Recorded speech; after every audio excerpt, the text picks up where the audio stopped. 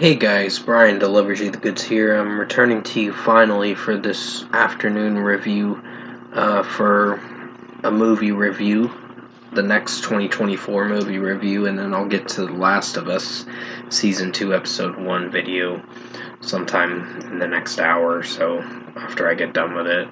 But overall, this is for the Nutcrackers, or Nutcrackers is what it's called, the movie, with Ben Stiller in it and Linda Cardellini, that I got a chance to watch for myself, see what I was going to think of this hour and 45-minute film. So I'm going to discuss what I watched for this hour and 45-minute film and let you know my thoughts on this 2024 film. So let's dive into this movie review. And if you're hearing that, that's a bird chirping. I have my window open because our AC is messing up.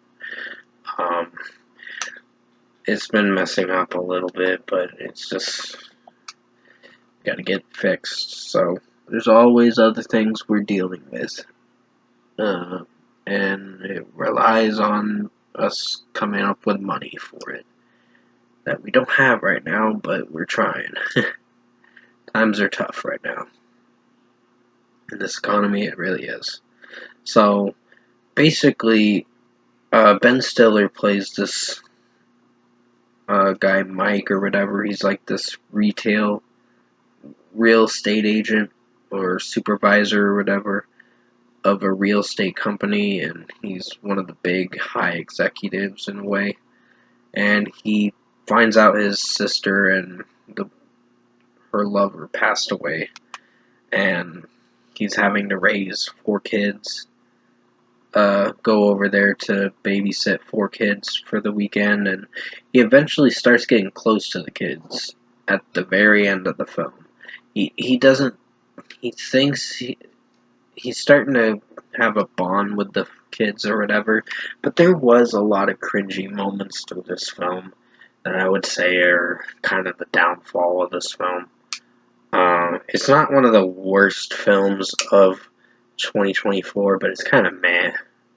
It's not something I'm going to be coming back to, pretty much. I mean, the story was nice. It had some interesting moments from time to time. And give me a second, I gotta pause the video. Sorry about that, guys. My mom was calling me on my cell phone. That's why you heard that ding.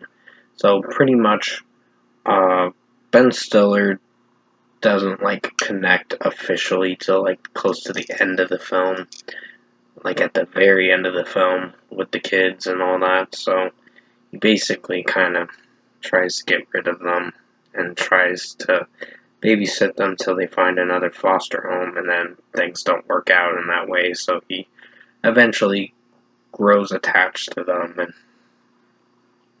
he eventually just, I guess, is their foster parent, even though that's their uncle. He's fostering the kids at the end of the film. So basically, the film, I would say, is meh, but it's not one of the best films I've seen of 2024. And if I were to give Nutcrackers a score, I wouldn't say. Linda Cardellini had some good moments in it.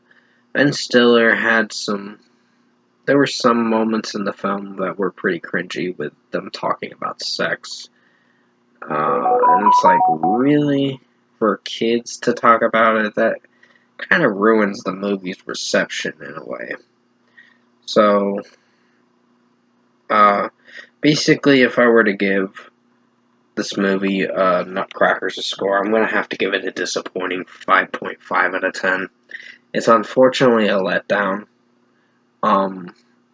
And I wouldn't want to give it this rating because there were some meh moments, but the disappointing aspects of it with some of the moments in the scenes of this film, like the scene where they talked about sex, I was like, what the fuck?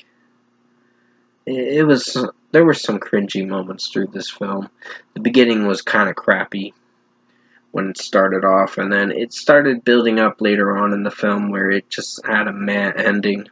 But at the end of the day, the film kind of sucked in its own way, so it was almost a disaster, but not a terrible movie I've seen of 2024 last year. But it is a disappointing one. So 5.5 out of 10 for Nutcrackers. It's kind of a letdown. I was unfortunately let down by another film. And now I'm going to be going on to the Rachel Zegler movie Y2K, which is the next film I'm watching. So wish me luck on that.